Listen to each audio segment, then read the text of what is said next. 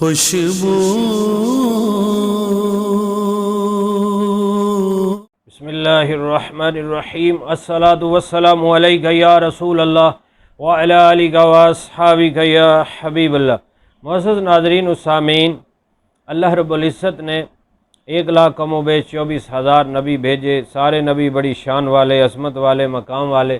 لیکن ہمارے پیارے آقا صلی اللہ علیہ وسلم نبیوں کے سردار، رسولوں کے سالار، اللہ کے محبوب، حبیب خدا، احمد مجتبیٰ، محمد مصطفیٰ صلی اللہ علیہ وسلم، اللہ کے آخری نبی، آخری رسول، اللہ کے پیارے حبیب، جن کے صدقے یہ دنیا جہان بنا، اور انہی کے وسیلے سے ہر ایک کو جو کچھ ملا اور ملے گا، لا و رب العرش جس کو جو ملا ان سے ملا، بڑھتی ہے کونین میں نعمت رسول اللہ کی، عرش حق ہے مسند رفت رسول اللہ کی، دیکھنی ہے حشر میں عزت رسول اللہ کی۔ ابو لہب جو گستاخ رسول ہے، اس کا بیٹا عتبہ، اس نے بھی نبی کریم صلی اللہ علیہ وآلہ وسلم کی گستاخی کی، تو پیارے آقا صلی اللہ علیہ وسلم نے دعا کی، یا اللہ اپنے کتوں میں سے کتا اس پر مسلط کر دے۔ اب ان کافروں کو بھی پتہ تھا کہ جو لفظ زبان مصطفیٰ سے نکل جاتا ہے، جو فرمان ادا ہو جاتا ہے، وہ ضرور ہو کے رہتا ہے، اور انہیں یقین تو ہو گیا کہ اب خیر نہیں، اب یہ ہو کر رہے گا۔ انہوں نے اپنی بڑی حفاظت کی کوشش کی۔ ایک تجارتی سفر میں وہ جا رہے تھے، تو جنگل میں رات کو پڑاؤ کیا، ٹھہرے، تو انہوں نے قافلے کو سائیڈوں پہ ٹھہرا کے درمیان میں اپنا سامان وغیرہ اکٹھا کر کے اونچی جگہ پہ عتبہ کا بستر لگایا، اور سائیڈوں پہ سارا قافلہ سویا۔ ان کو پتہ تھا کہ ایسا ہو کر رہے گا، اور ان کے دلوں میں خدشہ تھا، وہ جان رہے تھے کہ یہ ہو جائے گا۔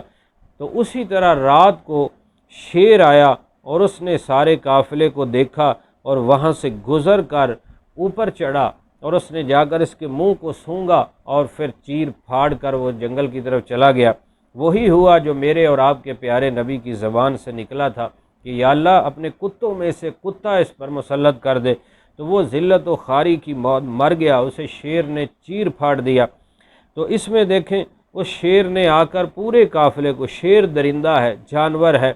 پورے قافلے کو اس نے دیکھا ہے، لیکن گستاخ رسول کے منہ کی بو سے اس نے پہچان لیا ہے کہ یہ گستاخ رسول ہے۔ تو گستاخ رسول کو تو درندے بھی جانتے ہیں اس کی بدبو کی وجہ سے کہ یہ گستاخ رسول ہے،